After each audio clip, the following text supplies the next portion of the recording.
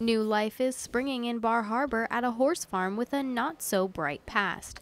Wild Iris Farm houses 8 Shire horses and 2 new additions, Little Lucy Bell and Rosie.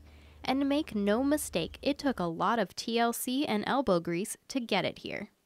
The barn was a shambles. There was probably about 30 to 40 20-yard dumpsters of trash everywhere. The fields were torn up.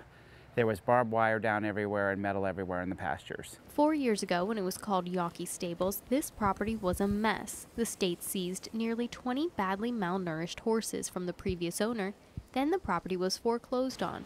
Mark Jaffrey, who now lives on the farm, and his mother, Sandy Reed, bought it and began to turn things around. They will be the first to tell you it was no easy task. It's gone from being a heap of old junk and totally overgrown to being a real working farm.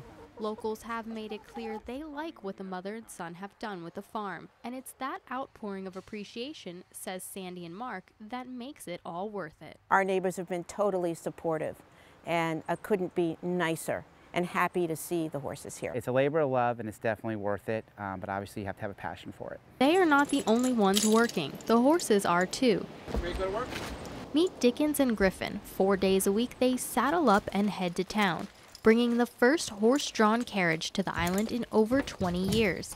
And let me tell you, they are quite the showstoppers. You know, whenever I hook them up through town, it's like a special event. It's almost like being at Disney World every day. Sure, you can see Bar Harbor by car, walking, bike, by bus, or you can do it the way they used to, by a carriage ride. Griffin Dick show tourists all the hot spots in town, and this is what real horsepower is all about. They love to hear the clip-clop of the horses' hooves. And how about this for a blast from the past? Wild Iris Farms is partnering with Atlantic Brewing Company to bring back the traditional delivery service by horse-drawn carriage.